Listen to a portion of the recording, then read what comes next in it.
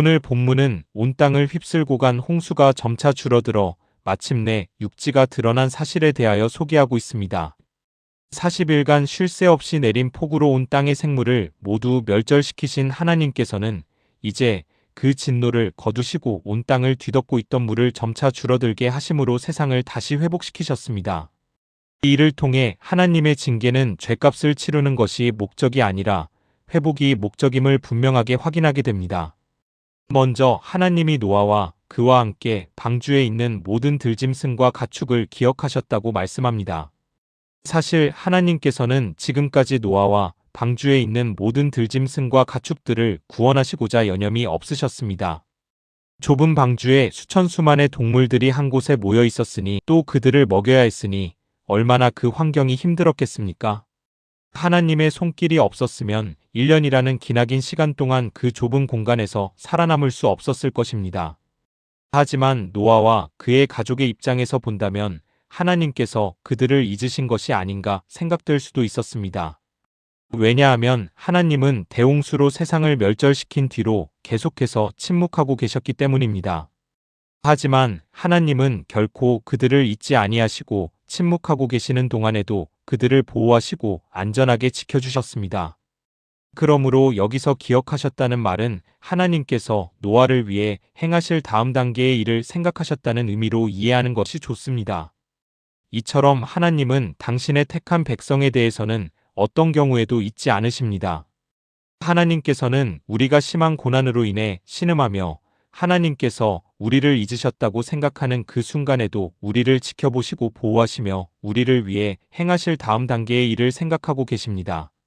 설령 연약한 우리가 하나님을 잊어버리는 일이 있더라도 하나님은 택한 백성인 우리를 결코 잊지 않고 늘 기억하고 계시며 우리의 필요와 형편에 따라 적절한 은혜를 공급하시는 자비로운 분이십니다. 이와 관련하여 예수님께서는 누가복음 12장 6절 7절에서 비유로 이렇게 말씀하셨습니다. 참새 5마리가 두 아사리온에 팔리는 것이 아니냐. 그러나 하나님 앞에는 그 하나도 잊어버리시는 바 되지 아니하는도다. 너희에게는 심지어 머리털까지도 다 세신 바 되었나니 두려워하지 말라. 너희는 많은 참새보다 더 귀하니라. 아멘. 그러므로 우리는 언제 어떠한 상황에서도 하나님께서 우리를 기억하고 계신다는 사실을 의심해서는 안 됩니다. 오히려 하나님께서 침묵하고 계실 때도 여전히 우리를 기억하시며 보호하시고 우리를 위해 행하실 다음 단계의 일을 생각하여 준비하고 계신다는 사실을 믿어야 합니다. 그러할 때 우리는 절망과 낙심되는 상황 가운데서도 소망을 잃지 않고 승리하는 생활을 하게 되는 것입니다. 노아는 방주가 아라랏 산에 머문 때로부터 40일이 지난 후에 물이 감한 여부를 알아보기 위해 먼저는 까마귀를, 나중에는 비둘기를 방주 밖으로 날려보냈습니다. 그런데 까마귀는 다시 돌아오지 않았습니다. 아마도 까마귀는 죽은 시체를 먹으며 지냈던 것으로 보입니다. 결국 까마귀는 노아와 방주 안에 있는 생명들에게 아무런 유익도 주지 못했습니다. 이것은 까마귀가 자신의 사명을 다하지 못한 것이었습니다. 이와 같이 방주가 상징하는 교회 안에도 교회의 양육을 받으면서도 세상으로 나가면 죄로 오염된 세상과 동화되어 살면서 썩을 양식을 얻기에 급급할 뿐 자신에게 맡겨진 사명을 충실히 감당하지 못하는 성도들이 있습니다. 이러한 사람들은 교회에 전혀 유익을 끼치지 못하고 도리어 무거운 짐이 되고 문제를 일으킵니다. 반면 비둘기는 노아의 기대를 저버리지 않고 자신의 사명을 충실히 감당했습니다. 노아는 비둘기를 3번 날려보냈는데 그때마다 노아에게 적절한 소식을 전해주었습니다. 이처럼 노아의 보냄을 받은 비둘기가 방주의 생명들을 위해 자기 사명을 충실히 감당한 것과 같이 우리 성도들도 멸망할 죄악된 세상에서 건져주신 하나님의 은혜와 우리를 신앙으로 양육해주는 교회의 은혜에 감사하며 우리에게 맡겨진 사명을 충실히 감당해야 할 것입니다. 드디어 노아가 601세 되던 해 1월 1일에 지면에서 물이 거쳤습니다. 이때 노아는 방주 뚜껑을 열어서 지면에서 물이 거친 것을 직접 확인했습니다. 아마도 노아는 어찌하든지 속히 배에서 내려 땅을 밟고 싶었을 것입니다. 여러분 생각해 보시기 바랍니다. 노아는 지금 11개월째 답답하고 지루한 방주 생활을 계속하고 있습니다. 그러니 얼마나 땅이 그리웠겠습니까? 노아는 방주문을 박차고 밖으로 뛰쳐나가고 싶었을 것입니다. 그러나 노아는 그렇게 하지 않았습니다. 그는 그 이후로 땅이 완전히 마르고 하나님께서 방주에서 나오라고 하시기까지 57일을 더 방주 안에 머물며 기다렸습니다. 노아는 하나님의 명령에 따라 방주로 들어갔고 또한 하나님의 명령에 따라 방주에서 나온 것입니다. 실로 노아는 하나님의 뜻에 철저히 순종하는 인물이었습니다. 노아가 이처럼 하나님의 뜻에 순종하며 그의 명령을 기다릴 수 있었던 것은 하나님은 자신이 원하는 것보다 더 그의 안전과 유익을 위해 힘쓰신다는 믿음이 있었기 때문이었습니다. 그리고 하나님께서는 우리의 영적인 유익을 위하여 때로는 우리 육신에 질병을 주시기도 하시고 때로는 시련이나 환난 가운데 놓아두기도 하십니다. 이러한 때에 우리는 노아와 같이 믿음으로 신앙의 인내를 이루어야 합니다. 만일 우리가 신앙의 인내를 이루지 못하고 자기 뜻대로 성급하게 행동한다면 필경신앙적으로 실패하는 자들이 될 것입니다. 성경의 이스라엘 초대 왕 사울은 하나님의 때를 기다리지 못하고 자기 마음대로 함으로써 결국 하나님께 영원히 버림받는 실패자가 되지 않았습니까?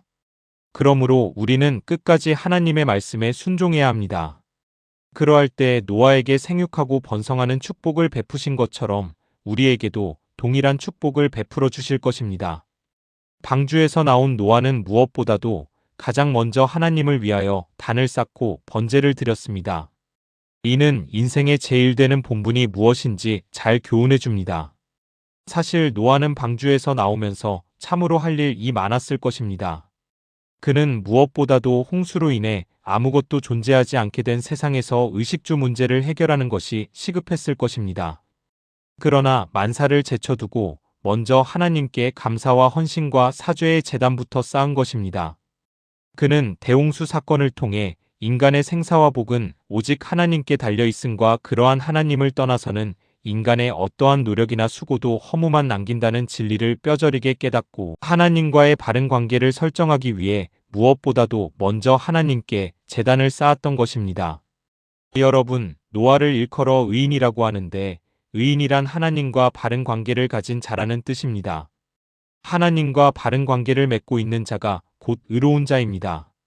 그러므로 우리 성도들도 세상 그 어떤 일보다도 먼저 인생의 생사와 복의 주관자가 되시는 하나님과 바른 관계에 서기에 힘써야 합니다.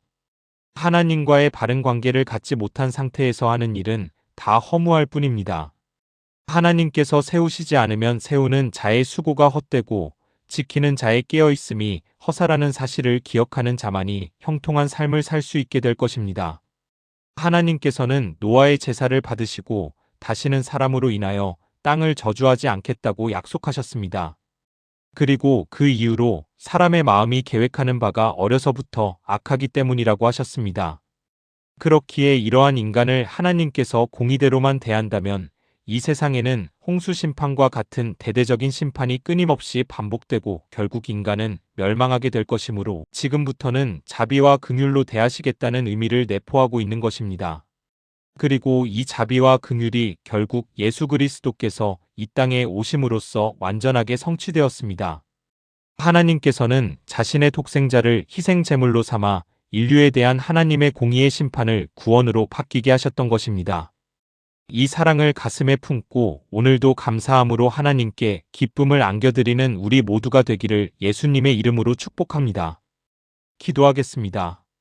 사랑과 은혜가 풍성하신 하나님 아버지, 오늘 창세기 8장의 말씀을 통해 홍수 가운데에서도 노아를 기억하시고 때가 되자 세기를 열어주시는 하나님의 신실하심을 깨닫게 하시니 감사합니다. 우리의 삶에도 긴 기다림과 답답한 시간이 있을 때가 있습니다. 그러나 하나님께서 우리를 잊으신 것이 아니라 가장 선한 때를 준비하고 계심을 믿게 하옵소서. 눈앞의 현실보다 하나님의 약속을 더 신뢰하는 믿음을 허락하여 주옵소서. 노아가 방주에서 나와 가장 먼저 하나님께 예배드렸던 것처럼 우리도 받은 은혜를 감사로 고백하며 삶의 첫자리를 하나님께 올려드리는 성도가 되게 하옵소서. 어떤 환경 속에서도 예배를 우선하며 순종하는 삶을 살아가게 하시고 우리의 가정과 일터와 교회가 하나님의 은혜로 새롭게 회복되게 하옵소서. 새로운 시작을 허락하시는 하나님께서 이번 한 주도 우리의 걸음을 인도하시고 두려움보다 소망을, 낙심보다 믿음을 품고 살아가게 하옵소서. 우리를 끝까지 붙드시고 약속을 이루시는 주님만 의지하며 살아가게 하옵소서. 우리의 구원자 되시는 예수 그리스도의 이름으로 기도드립니다.